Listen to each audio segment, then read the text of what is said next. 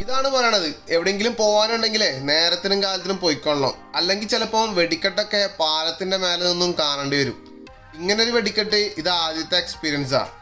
നമ്മുടെ നെറുങ്കൈതക്കോട്ടയിലെ താലപ്പൊലിയാണ് നാളെ മാർച്ച് 7-ാം തീയതി. അതോടനുബന്ധിച്ച് നടക്കുന്ന സേമ്പിൾ വെടിക്കെട്ട് കാണാൻ വേണ്ടി ചെന്നതേന് ഇച്ചിരി നേരം വൈകിപ്പോയി.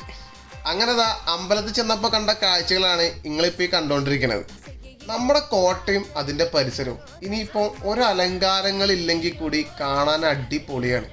അങ്ങനെ ഇരിക്കുമ്പോൾ ഒന്ന് അണിയിച്ചൊരുക്കിയാൽ എങ്ങനെ ഉണ്ടായിരിക്കും? അതാണ് ഇപ്പോൾ നിങ്ങൾ ഈ കണ്ടുകൊണ്ടിരിക്കുന്നത് കേട്ടോ. തലേദിവസമായിട്ടും നല്ല തിരക്കുണ്ട്, സ്റ്റേജ് ഷോസും കാര്യങ്ങളൊക്കെ നടക്കുന്നുണ്ട്. അപ്പോൾ പറഞ്ഞു വന്നത്, ഇനി നേരം തെറ്റിപ്പോയിട്ട് ഒരു പ്രശ്നം ഉണ്ടാകരുത്. മാർച്ച് 7-ാം തീയതി വൈകിട്ട് 6-നും 7-നും ഇടയ്ക്കായിരിക്കും ആദ്യത്തെ വെടിക്കെട്ട്. 8-ാം തീയതി പുലർച്ചെ 3-നും 4-നും ഇടയ്ക്കായിരിക്കും രണ്ടാമത്തെ വെടിക്കെട്ട്. അപ്പം ഇനി ഇതിലൊരു സംശയം വേണ്ട. അപ്പം ശരി, എന്നാൽ അവിടെ വെച്ച് കാണാം. ബൈ.